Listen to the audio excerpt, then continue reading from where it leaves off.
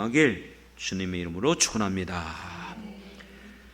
오늘 우리에게 주시는 하나님의 말씀 함께 찾아서 합독하도록 하겠습니다. 2절이기 때문에 구약성경 학개서에 있는 말씀입니다. 학개서 2장 6절부터 7절까지의 말씀입니다.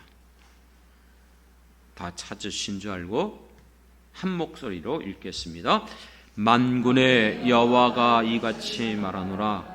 조금 있으면 내가 하늘과 땅과 바다와 육지를 진동시킬 것이요 또한 모든 나라를 진동시킬 것이며 모든 나라의 보배가 이르리니 내가 이 성전의 영광이 충만하게 하리라.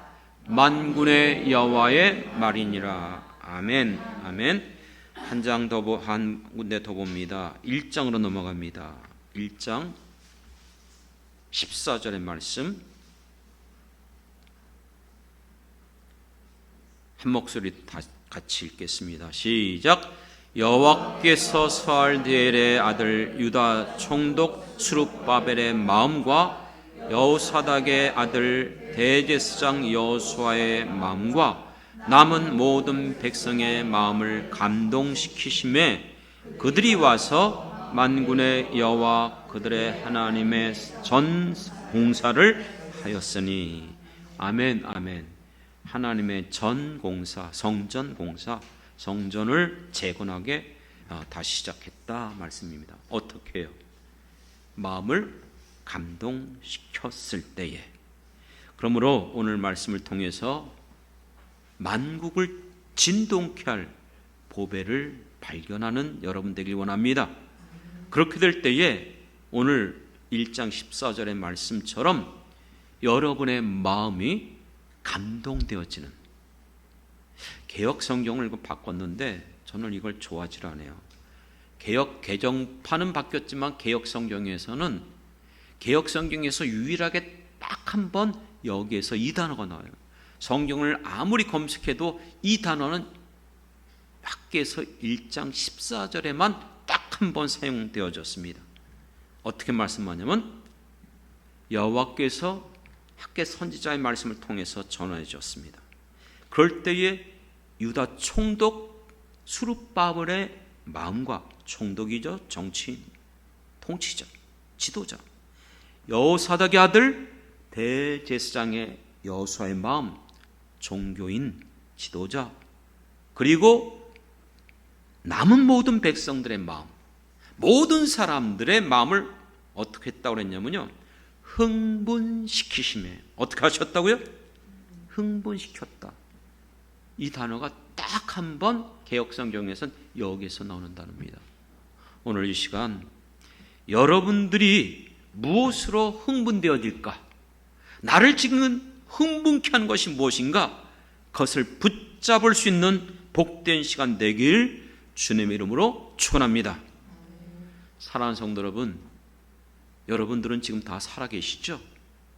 살아있다는 것은 아름다운 거예요. 살아있기 때문에 아름다운 풍경과 경치를 보면 황홀해져요. 감동이 와요. 또 살아있기 때문에 산의 진미를 먹으면 포만감으로 말미암아 내 안에 기운이 충만해지고 만족감이 생겨요. 사랑하는 사람들을 내가 살아있기 때문에 만날 때 내 마음이 행복함으로 가득 차게 되는 줄 믿습니다. 여러분 어떻습니까? 여러분은 지금 살아계시죠? 살아계시기 때문에 오늘도 하나님 앞에 나와 이렇게 예배를 드리고 있음을 믿습니다. 이 시간 예배 드릴 때에, 사랑하는 성도들과 기쁨으로 예배 드릴 때에 하나님께서 우리 가운데 임재하시고 말씀하는 것을 들으심으로 여러분 안에 참된 기쁨의 시간, 행복한 시간 되길 주님 이름으로 축원합니다.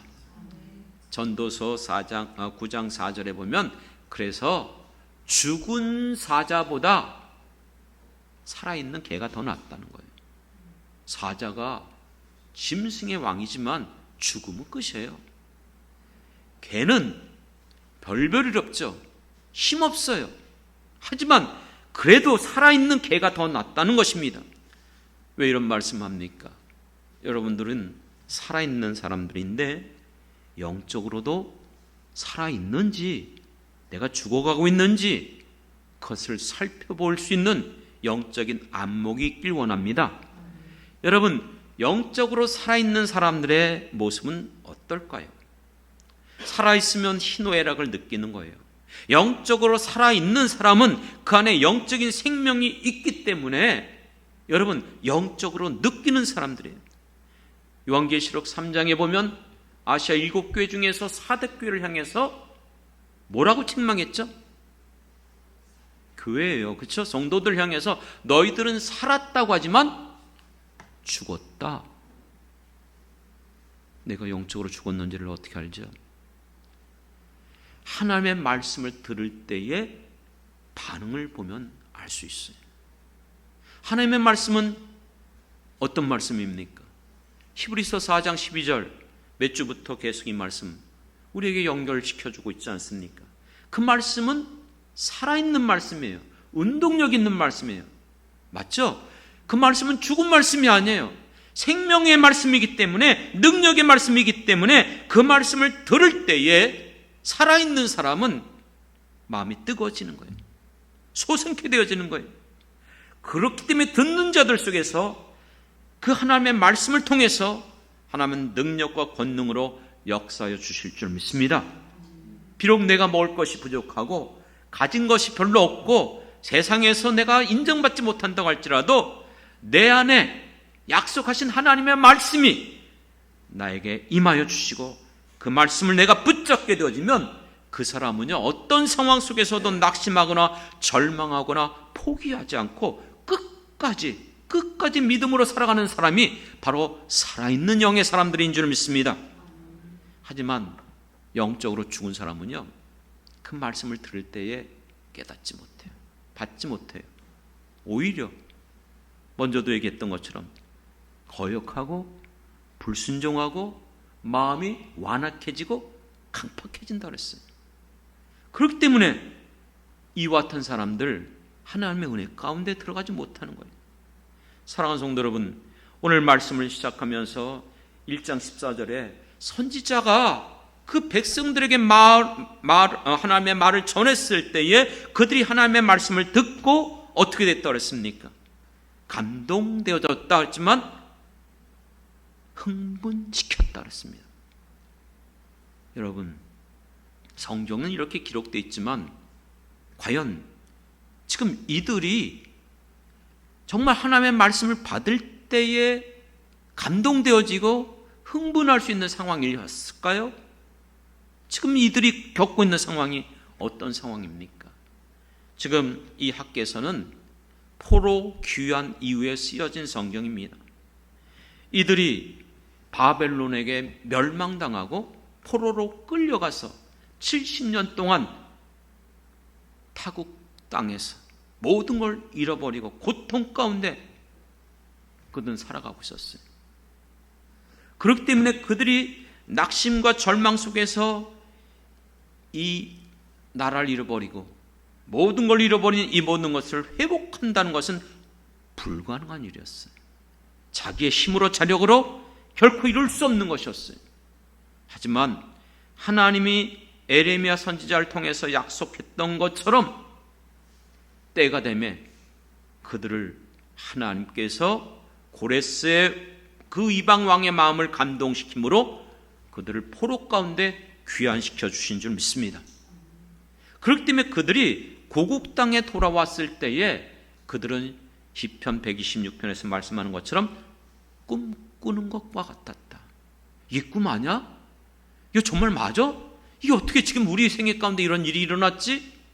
이건 정말 받아들이기 어려운 거예요. 그렇기 때문에 그들은 꿈꾸는 것 같이 기뻐하며 즐거워하며 고국 땅에 돌아왔습니다. 그런데 70년 이상이 지난 고국 땅은 모든 게 다 무너져 내렸어요.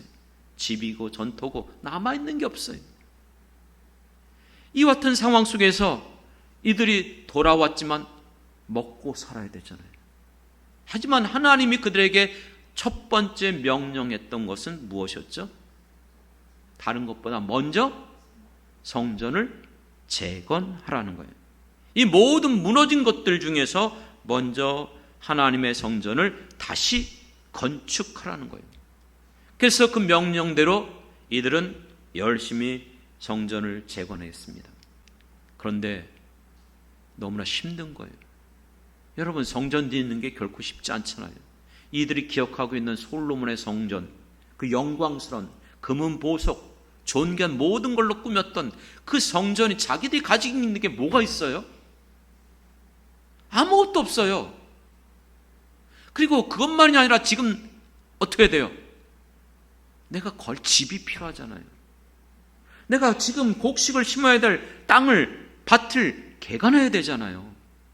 그러니까 이게 안 되고 있는 상황 속에서 낙심하고 있는 차에 또 주변 국가들이 계속 모함하고 고소하고, 그러므로 말미암아 방해로 인해서 더 이상 성전 재건이 이루어지지 않고 있었던 거예요.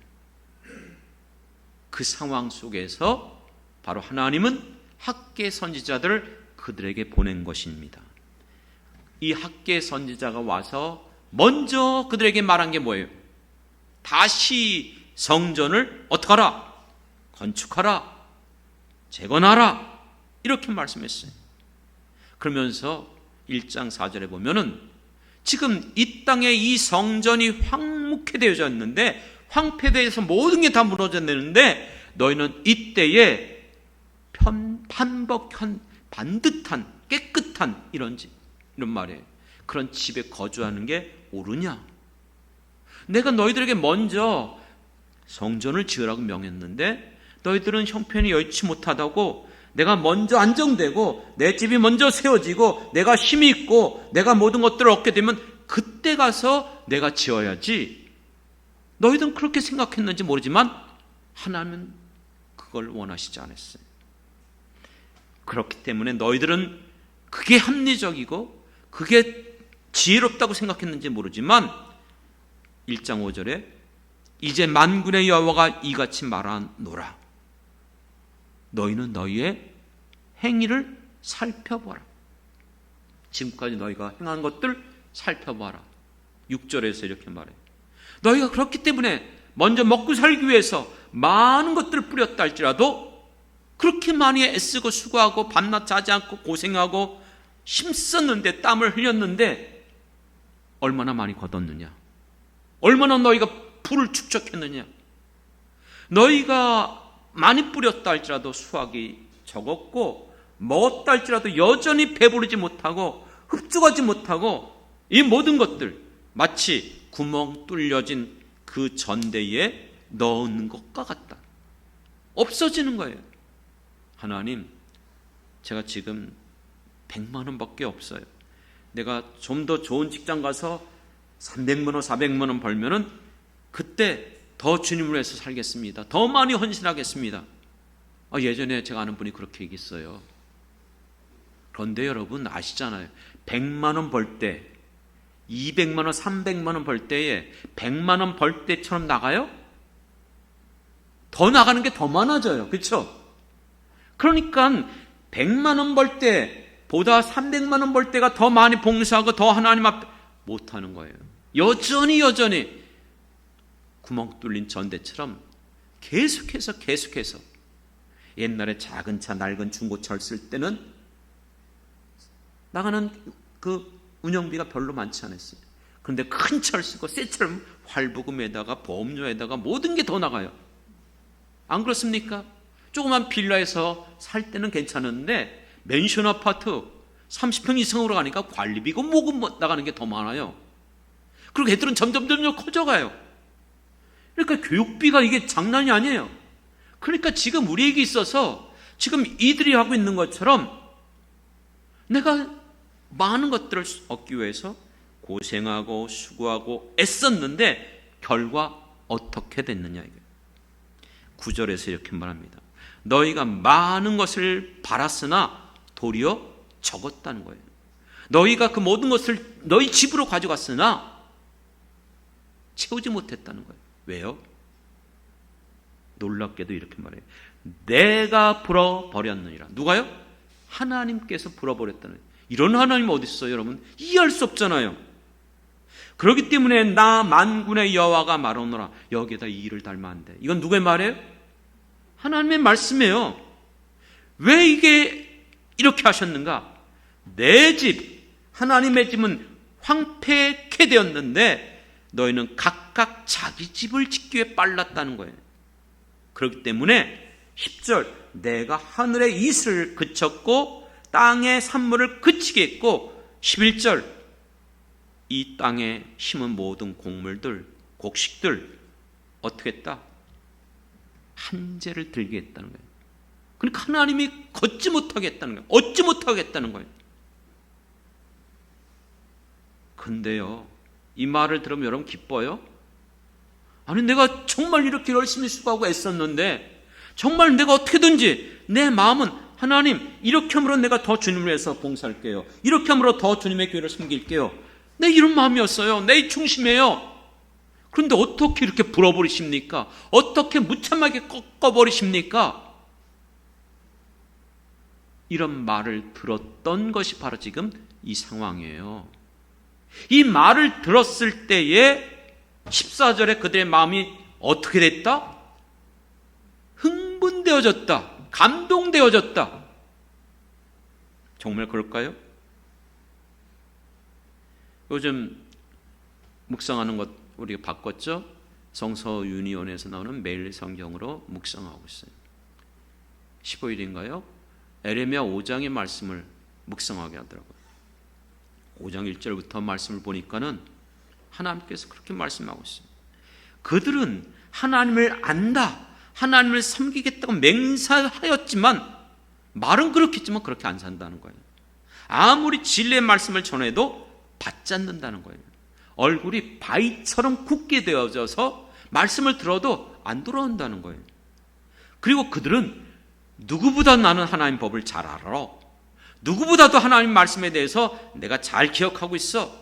그러면서도 실제 행동으로는 그 말씀의 법을 끊어버린다는 거예요. 그 말씀을 따르지 않는다는 거예요. 그러면서 하나님께서 에레미야 선지자를 통해서 이와 같은 이들을 내가 용서하겠느냐? 이렇게 말씀하고 있어요. 사랑하는 성도 여러분, 현실적으로 생각해 보십시오.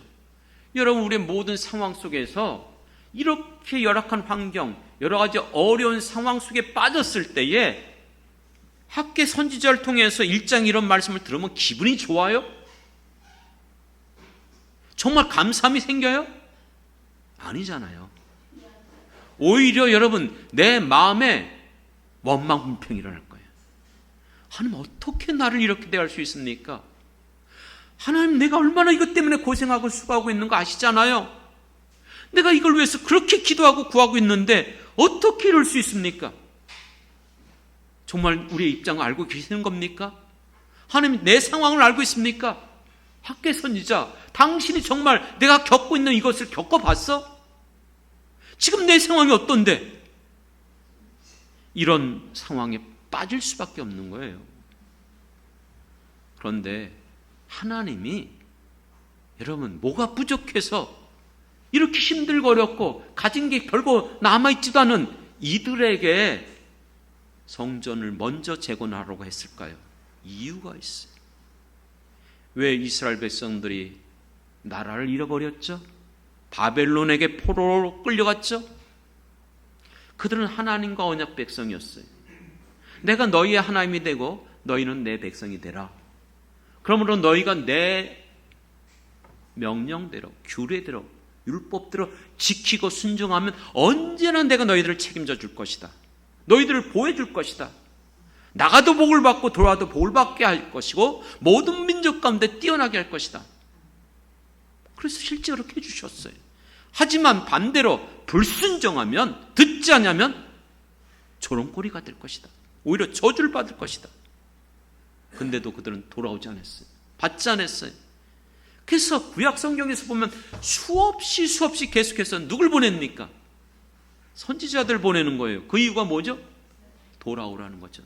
나는 내 이 언약을 지키고 있다. 너희도 나와 맺은 이 언약을 지키라는 거예요. 그런데 그걸 안 지키는 거예요. 그러므로 하나님 만물이 여김받지 않는 분이신 줄 믿습니다. 기다리다 길이 참으시다가 그들을 징계하셨어요. 하지만 진노 중에도 긍휼을 베푸신 하나님이신 줄 믿습니다. 그래서 남은 자들을 회복시키기로 약속해 주신 것이 에레미야서에서 나온 70년이 되지 않으면 반드시 너희들 돌이킬 것이다. 믿습니까? 그리고 약속대로 그들 돌이키셨어요. 그렇기 때문에 이제 이들이 하나님과의 무엇보다도 관계가 회복되어야 될 줄 믿습니다. 우리의 인생의 모든 중심은 세상이 아니에요. 내가 아니에요. 인간의 모든 생사화복을 주관하시는 하나님이신 줄 믿습니다. 하나님만이 모든 주권, 모든 권한의 주체자이고 주인이시고 통치자시세요. 그분이 기뻐하는 대로 움직여가는 거예요. 그렇기 때문에 우리는 우리의 교만함과 어리석음을 내려놓고 우리가 하나님 앞에 불순종하고 거역함으로 하나님의 그 은혜를 잃어버렸던 것들을 또다시 반복해서는 안 돼요. 너희와 나의 관계를 먼저 회복하라는 뜻이에요. 믿습니까? 너의 모든 삶의 중심이 누가 되어야 된다? 하나님이 되어야 된다. 이것이 바로 성전 재건이에요. 성전 재건은 하나님을 인정하고 하나님이 우리의 중심이 되는 줄 믿습니다. 그래서 광야 같은 그 인생길을 걸어가는 그들에게 하나님은 모세를 통해서 성막을 짓게 만들었어요. 그리고 성막이 그들 가운데 걸 때마다 그 모든 12지파가 사방에 4지파 가운데 3지파 온 사방에 포진하고 그 한가운데 성막이 언제나 있었어요. 믿습니까? 그리고 그들이 움직일 때는 누가 먼저 움직였죠? 성막, 하나님의 불기둥, 구름기둥이 그들을 앞으로 인도해 주신 줄 믿습니다. 이것이 바로 하나님의 백성이 인생 가운데 살아가는 바로 하나님이 보여주신 길인 줄 믿습니다. 그런데 이들은 이것을 잃어버린 거예요. 우리는 착각하고 오해를 해요. 모든 게 다 이루어졌다고 이제는 아무것도 하지 않고 가만히 있어도 되어지는 것처럼 보입니까? 여러분 시편 126편에 눈물을 흘리며 씨를 뿌리는 자는 기쁨으로 단을 거두릴 것이다. 내가 울며 씨를 뿌리려면 그렇게 수고하는 자 기쁨으로 단을 거둘 것을 말씀해 주고 있어요. 그런데 이 본문을 많은 분들이 오해를 해요. 눈물을 흘리며 씨를 뿌리러 가기 때문에 기쁨으로 거둔다. 맞는 단어예요. 하지만 이 단어는 시편 126편 5절 6절에서 끝에서 나와요. 이 본문 시편 126편을 살펴보면 1절에서는 그게 나온 게 아니고 여호와께서 시온의 포로로 우리를 돌려보내실 때에 우리는 꿈꾸는 것 같았다. 그렇습니다. 포로 귀환을 말해주고 있어요. 그때에 우리의 입에는 웃음이 가득하고 우리 혀에는 창이 찼었도다. 그때 문 나라 가운데서 말하기를 여호와께서 그들을 위하여 큰 일을 행하셨도다. 여호와께서 우리를 위하여 큰 일을 행하셨으니 우리는 기쁘도다. 여러분, 이 놀라운 일, 불가능한 일, 사람의 힘으로 능으로 할 수 없는 일을 여호와께서 이루어 주신 줄 믿습니다. 이 말씀이 끝나고 나온 게 5절 6절이에요. 그러므로 눈물을 흘리며 씨를 뿌리러 나가는 자는 기쁨으로 단을 거두리라. 이 앞하고 뒤하고 안 맞아요. 무슨 뜻인지 아십니까? 하나님께서 우리 힘으로 능으로 할 수 없는 일을 이루어 주셨어요. 우린 너무 기쁘고 감사해요. 그러면 이제 우리는 어떻게 해야 되죠? 포로로 돌아오는 이들에게 이제 하나님이 요구한 것, 성전을 제거하는 것, 이제 과거처럼 하나님을 떠나 살아가는 것, 더 이상 그렇게 하면 안 된다. 정말 하나님 말씀대로 살아가야 된다. 그런 삶을 살아가는 것이 저절로 되는 게 아니에요. 눈물을 흘리며 씨를 뿌리며 애쓰고 노력하는 육체의 노력, 생명의 노력, 이 모든 영적인 노력이 그 안에 주어져야 될 줄 믿습니다. 이건 우리하고 동일해요. 여러분들이 어떻게 구원받았죠? 어떻게 하나님의 자녀가 됐습니까? 우리의 모든 죄 가운데 죽었다 깨어나도 내 힘으로, 내 능력으로, 내 공로로 내가 아무리 선한 일을 행한다 할지라도 그것 때문에 구원 못 받아요. 다 거기에요. 모든 인간은 다 죄를 범하였기 때문에 하나님의 영광에 이르지 못하고 결국 죽으면은 우리에게 영원한 심판밖에 없잖아요. 믿으시죠? 그럼 어떻게 우리가 이 죄로부터 구원받고 사함받고 천국 갈 수 있는 길을 얻게 됩니까? 자력이 아니에요. 오직 예수 그리스도의 공로로 말미암아 값없이 행위로 얻은 것이 아니고 믿음으로 은혜로 주신 줄 믿습니다. 그렇다면 여러분들이 하나님의 자녀가 됐죠? 이제부터는 여러분들이 어떻게 살아야 됩니까?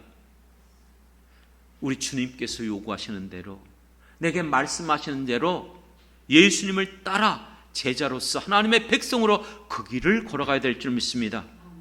그 길이 비록 어떤 길이라 할지라도, 좁은 길이라 할지라도, 십자가 길이라 할지라도 주님도 이 땅에서 그렇게 걸어가셨어요. 죽기까지 그 모든 걸 감당하셨어요.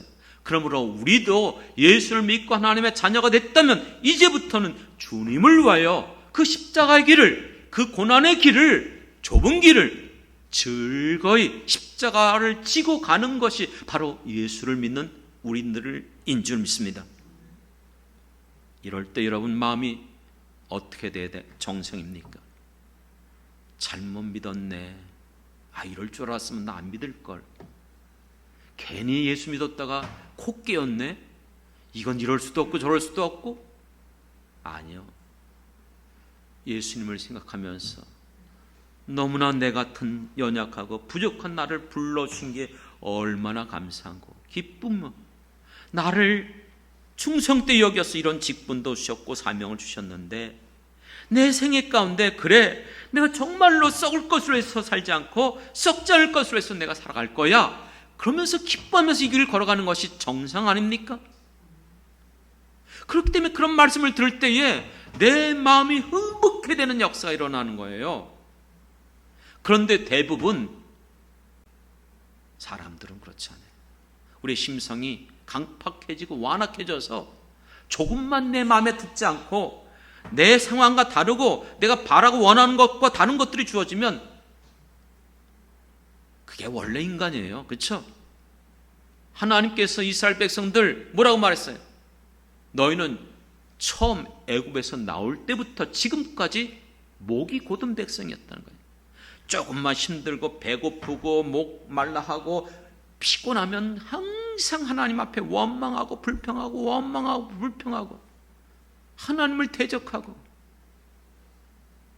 그렇기 때문에 결국 여호수아 갈렙 외에는 전부 다 광야에 엎드린 거예요. 다 죽은 거예요.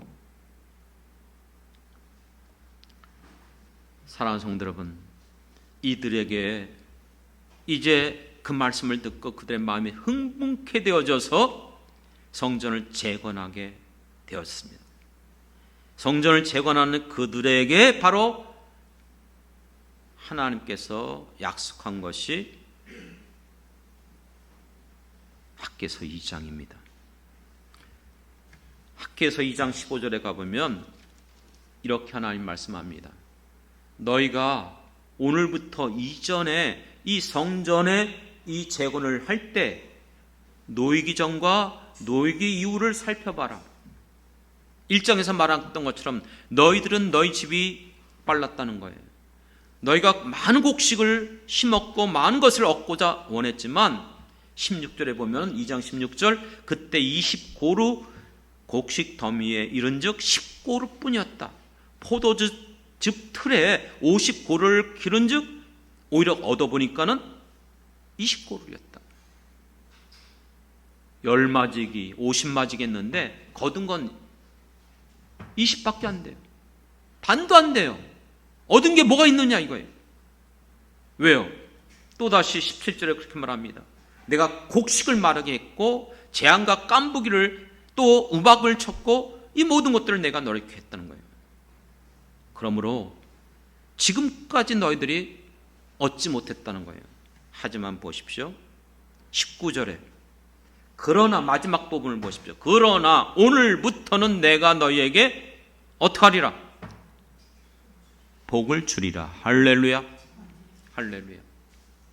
그러나 이제부터는 너희가 지금까지 그랬지만 이제부터는 내가 너희들에게 복을 주리라. 그런데 여기서 오해하면 안 돼요. 이들이 정말 하나님 앞에 그렇다면 복 받을 만한 자격이 되었을까요? 2장 14절로 가보십시오. 먼저 그렇게 얘기를 합니다. 12절부터 너희들 율법에 하나님 앞에 드려지는 거룩한 예물을 정결치 않은 것에 닿았다, 그걸 쌌다. 그러면 그 성물이 거룩해지겠느냐 아니면 부정해지겠느냐? 부정해지죠. 그렇죠? 또 시체를 만졌거나 13절, 그렇죠? 이 모든 것들 부정케 되겠느냐 아니면 정결케 되겠냐? 부정하다는 거예요. 14절 한 목소리 읽겠습니다. 시작. 이에 학개가 대답하여 이르되 여호와의 말씀에 내 앞에서 이 백성이 그러하고 이 나라가 그러하고 그들의 손의 모든 일도 그러하고 그들이 거기에서 드리는 것도 어떻다? 부정하니라. 할렐루야. 하나님 말씀입니다. 부정하다는 거예요. 부정해요. 여전히 부정해요. 여러분, 내가 예수를 믿었어요. 내가 의롭다움을 받았다고 해서 내 모든 행위가 정말로 의롭고 착하고 선합니까? 여전히 아니요. 그럼에도 불구하고 복을 주겠다는 거예요. 왜요? 이유가 있어요. 그것이 바로 오늘 읽었던 본문의 말씀입니다. 너희들에게 있어서 어떻게 부정함에도 불구하고 복을 줄 수 있는가? 2장 6절부터 7절 바로 읽었던 것처럼 온 만물, 하늘과 땅과 바다와 육지를 진동케 할 것이 있다는 거예요.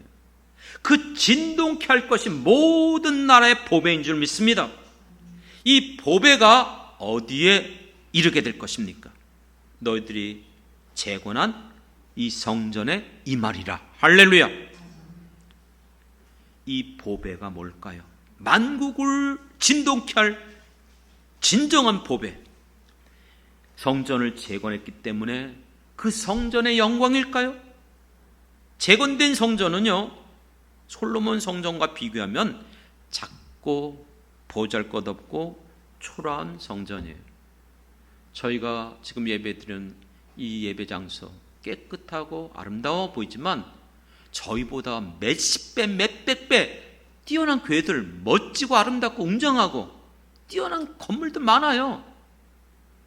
수없이 많아요. 여러분들도 경험해 봤잖아요. 그렇죠? 그렇다면 여러분, 그 건물 때문에, 눈에 보이는 그 성전 때문에 아니라는 거예요. 하나님은 학개 선지를 통해서 분명히 말씀하고 있어요. 3절에 너희 가운데 남아있는 자 중에 이 성전, 재건된 이 성전의 영광을 본 자, 이전의 성전을 본 자가 이 성전을 봤을 때 어떻게 보일까요? 보잘것없어 보이는 거예요. 그래서 나중에 보면 실제 성전을 재건하고 봉헌식을 하는데 희한한 일이 벌어졌어요. 한쪽에서는 기뻐하면서 막 찬송하고 박수치고 있는데 한쪽에서는 울고 있어요. 이 극과 극의 반응이 나타나는 거예요. 뭔지 아십니까? 예전에 솔로몬의 영광을 봤던 사람들이 이 재건된 성전을 보니까 너무나 마음이 상하는 거예요. 너무나 마음이 아픈 거예요. 그래서 슬피 울고 있었고, 그 성전을 보지 못한 사람들은 이 성전만 봐도 너무나 기쁜 거예요. 예전에 프리세트 성역 공부 같이 하던 저희 와서 배우던 목사님 중에 부천에 계신 목사님이셨어요. 그분이 한 번은 와갖고 목사님 너무나 기뻐요, 감사해요. 그래서 왜 그런가 했더니 이분이 지하에서 교회를 개척하다가 이제 지상으로 올라가게 된 거예요. 그러니까 그게 너무 기쁘고 감사하던 게 너무 흥분해갖고 말씀하더라고요. 그런데 기성교회, 그런 교회에 있던 성도들이 보면 뭐야, 이게 교회가 이게 뭐 이래? 삼각교회 조그만 거? 여러분 어떻게 보입니까? 얘기해 드렸잖아요. 저도 정말 수천 명이 모이는 교회, 그런 교회 사역자로 있었어요. 그 교회 규모 크게 알아요. 여러분들이 갖고 있는 여러분 그런 교회들, 제 친구가 있는 교회는 수천 명이 아니라 수만 명도 모이는 그런 교회에 있는 사람들이 이런 데 보면 어떻게 보일까요? 많은 성도들이 착각합니다. 눈에 보이는 것에 마음이 뺏깁니다. 그리고 그 눈에 보이는 것들을 자랑하는 사람들이 한둘이 아닙니다. 우리 교회가 어떻다, 크기가 어떻다, 몇 명이 모인다, 그게 정말 하나님의 영광을 나타내는 것일까요? 여러분, 우리의 보배는 그 건물, 눈에 보이는 것들, 이 세상에 있는 것들 아닙니다. 세상에 있는 안목의 정욕, 이생의 자랑은 세상으로부터 오는 것이지 하나님으로부터 오는 것이 아닌 것을 깨닫길 바랍니다.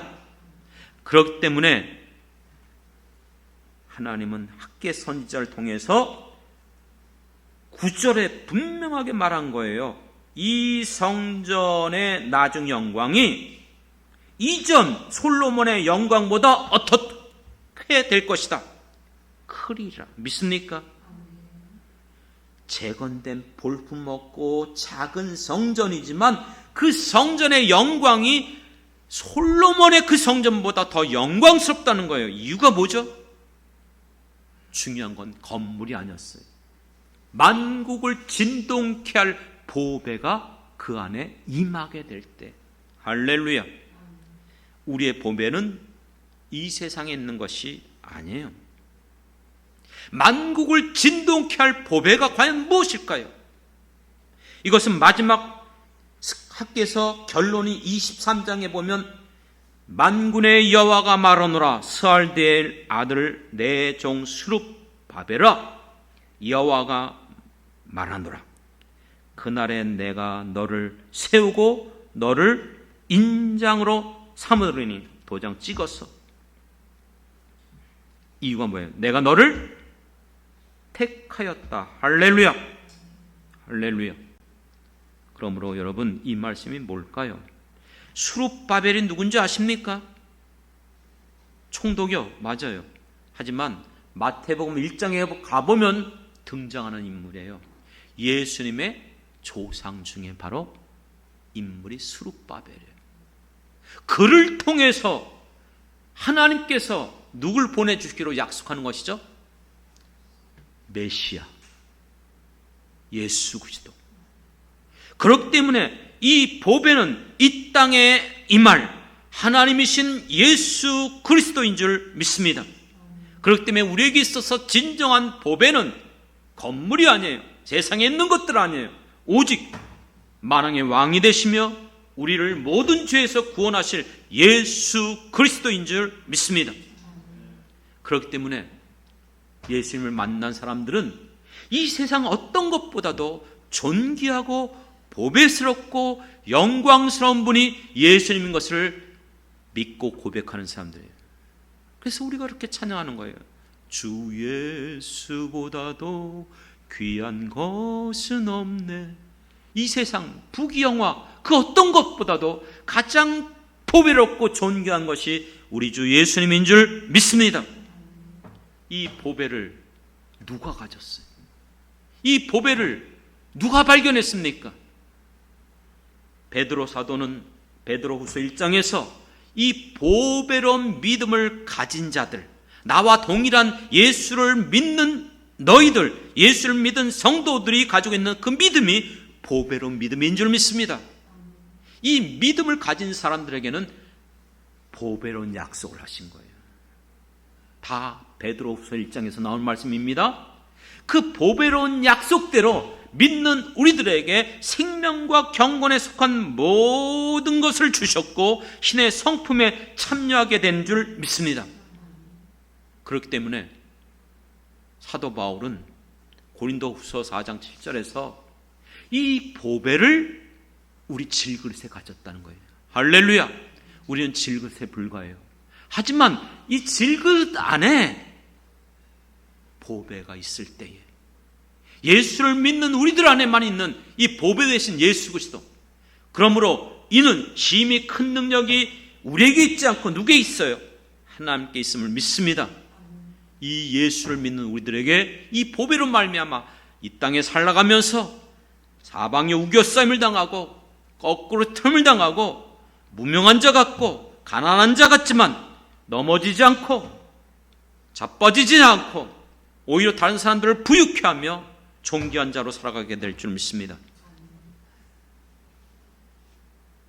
그렇다면 이 보배를 어떤 사람들이 누릴 수 있을까요?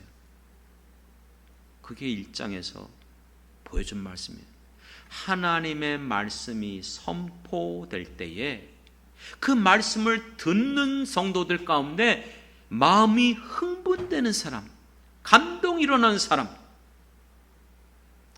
여러분은 내가 살아오면서 어떤 것 때문에 여러분들이 감동받았습니까? 내 가슴을 뛰게 만든 게 무엇입니까? 내가 정말 흥분했던 것들이 어떤 것들입니까? 어떤 분은요, 자동차를 새 차를 샀대요. 너무나 그 새 차가 기뻐갖고 실제 들은 말이에요. 며칠 동안 집에서 안 자고 차에서 잤대요. 근데 이해는 돼요. 그렇죠? 차가 너무나 좋은 차, 새 차, 고급스러운 차를 사갖고는 잠을 집에서 자는 게 아니고 차에서 잤다는 거예요. 얼마 전에 보니까는요, 어떤 부모가, 그 사람은 컴퓨터 게임 많이 하더라고요. 집도 크더라고요. 뭐 돈도 많은 사람이에요. 자기 집에 제일 큰 방을 완전히 그 방 안에 컴퓨터 게임방으로 만들어놨어요. 정말이에요. 그 화면을 보니까 이야, 말 그대로 수천만 원 들어갔을 것 같아요. 모니터들도 엄청 큰 것들을 완전히 사방에 장식하고, 자기만이 아니에요. 아들 둘이 있는데 아들 둘 것까지도 다 집어넣어놨어요. 그리고 부모하고 아들이 거기서 다 그 게임하고 있어요. 얼마나 그 기뻐하고 행복하는지. 저것 때문에. 여러분 어떻습니까? 여러분들이 정말로 새 아파트를 분양받았을 때, 그 집으로 이사했을 때 여러분의 마음이 어땠습니까? 내가 정말 구입하고 사고 싶은 물건이 있었는데, 그 기가 있었는데, 그걸 내가 구입했을 때 여러분의 마음이 어떻습니까? 그렇다면 물어봅시다. 하나님의 말씀을 받을 때에 오늘 이 성경에 기록되어 있는 것처럼 내 안에 흥분케 하는 이 역사가 일어나고 있습니까? 지금까지 내가 신앙생활하면서 나는 정말로 얼마나 하나님의 말씀으로 감동을 받고 내 가슴이 떨리고 흥분한 적이 있습니까? 저는 기도하다가도 성령께서 말씀하시는 그 말씀이 있어요. 그건 놓치지 않아요. 기록해두고 그 붙잡고 기도해요. 잠자다가도 하나님 말씀해 주시면 그냥 벌떡 일어나 버려요. 그리고 내 방에 들어가서 잊지 않으려고 그것을 컴퓨터 켜놓고 계속 기록해놔요. 그런 것들이 제 컴퓨터 안에 많이 기록되어 있어요. 그리고 그것을 되새기고 붙잡고 기도하고 끝까지 포기하지 않으면 하나님이 때에 따라서 하나씩 하나씩 이루어가는 것을 경험하고 있어요. 저는 목회자입니다. 하나님은 저에게 하나님의 말씀을 전하는 자로 불러주셨고 사명을 주셨습니다. 말씀을 맡은 자는 하나님의 말씀을 자기 생각대로, 자기 입맛대로 자기 말을 전하는 자가 아니에요. 반대로 성도들이 아무리 좋아한다 할지라도, 성도들이 원한다 할지라도 그와 같은 말을 전해서도 안 돼요. 반드시 성경에 기록된 대로 하나님의 의도대로 전해야 될 줄 믿습니다. 왠지 아십니까? 사람들이 좋아하는 말을 들을 때 그들이 기분이 좋고 그걸로 감동받으려는지 모르지만 그것 때문에 역사가 일어난 게 아니에요. 백날 들어도 변화가 없어요. 하지만 진정 살아있는 하나님의 말씀, 운동적 있는 말씀이 전해질 때에 하나님의 사람들이 그 말씀을 받게 되어지면 그 안에 그 생명의 말씀이 역사하게 될 줄 믿습니다. 그를 흥분케 하는 거예요. 그럴 때 그 사람이 변해요. 그 사람 가운데 하나님의 말씀이 역사하는 줄 믿습니다. 사랑하는 성도 여러분, 이것이 산상수훈이에요. 아까 말씀드렸잖아요. 우리도 우리의 자력으로, 우리의 노력으로, 우리의 수고로 구원 얻지 못해요. 오직 예수 그리스도의 십자가의 공로로만 구원받은 줄 믿습니다. 이제 구원받은 우리들 눈물을 흘리며 씨를 뿌리러 가는 것처럼 예수님께서 너희가 나를 따라오려거든 이와 같은 제자의 삶을 살아가라는 거예요. 믿습니까? 그게 산상순이죠. 맞죠? 그런데 문제는 뭐예요? 현실 속에서 똑같이 함께 이 이스라엘 백성들 같이 경험하고 있는 거예요. 마태복음 6장에서 말하는 것처럼 무엇을 먹을까? 무엇을 마실까? 무엇을 쓸까? 입을까? 이것 때문에 연연하며 그것 때문에 고민하고 그것 때문에 우리가 주님의 뜻대로 살아가지 못할 때가 한두 번이 아니잖아요. 그래서 예수님이 뭐라 했어요? 믿음이 적은 자들아 어찌 염려하느냐? 그리고 그와 같은 것들은 이방인들이 구하는 것들이라. 그러면서 하신 말씀이 공중에 나는 새를 봐라. 누가 먹이고 입히시냐? 틀에 핀 백합화를 봐라. 그 백합화 들꽃의 그 영광이 솔로몬이 입은 그 영광보다 더 크다고 말씀하신 줄 믿습니다. 그렇기 때문에 어떻게 요구하셨죠? 너희는 먼저 그의 나라 하나님의 나라와 그의 의를 구하라는 거예요. 그럴 때에 그 말을 들었던 그들의 마음이 어떻게 됐다? 흥분되어졌던 것처럼 여러분들의 마음이 흥분케 되는 역사가 일어나야 될 줄 믿습니다. 그러면서 얘기했잖아요. 너희들이 지금 정말 깨끗하냐? 정결하냐? 여전히 부정하다는 거예요. 그럼에도 내가 너희들을 복주겠다는 거예요. 너희들이 그러므로 먼저 그 나라와 그의 의를 구할 때에 너희들이 정말로 성결하고 깨끗하고 자격이 있어서가 아니라 내가 너희들에게 약속한다. 그 모든 것을 그 후에 더하여 주시겠다. 믿습니까? 그런데 정말 안타까운 일이 있어요. 하나님 말씀 아무리 있는 그대로 전해도 목사님이 우리 형편을 모르지. 그건 목사님의 생각이지. 이러는 사람들이 있어요. 그게 바로 마태복음 6장 넘어가서 7장의 내용이에요. 7장 1절부터 시작하면 뭐라고 하죠? 비판하지 말라는 거예요. 하나님 말씀 들을 때에 자기 생각대로 판단하고 비판하는 사람들이 한둘이 아니에요. 하나님의 말씀은 판단받을 말씀이 아닌 줄 믿습니다. 그렇기 때문에 야고보서에서 보면은 너희들이 비판하고 판단하는데 누가 너희들을 율법의 판단자로 재판관으로 세웠느냐? 입법자와 재판관은 오직 한 분이시라. 누구만? 하나님만 판단하시는 것이지 우리가 마음대로 비판하고 판단할 자들이 아니에요. 하나님의 말씀은 순종하는 말씀이지 그걸 가지고 따지고 이걸 해석하고 그러면 안 돼. 오늘 우리들에게 있어서 정말 여러분들이 하나님의 말씀이 살아있고 운동력 있고 생명력 있는 바로 진정한 하나님의 말씀을 성경 말씀으로 인정한다면 그 말씀이 우리 가운데 전파될 때에 여러분들은 그 말씀을 흥분케 하며 감동을 받으면서 우리 안에 거하시는 보배가 되시는 예수 그리스도의 이름을 붙잡고 아무것도 염려하지 말고 모든 일에 주님 앞에 나가 믿음으로 기도하고 간구하면 하나님은 때마다 시마다 우리에게 때를 따라 돕는 은혜를 베풀어 주시고 우리에게는 모든 일들을 통하여 하나님 기뻐하는 일로 우리를 사용해 주실 줄 믿습니다. 우리의 인생 누구 손에 달려 있습니까? 이렇게 말하면 여러분 내가 정말 성공적이고 모든 사람 앞에 그 상관없어요.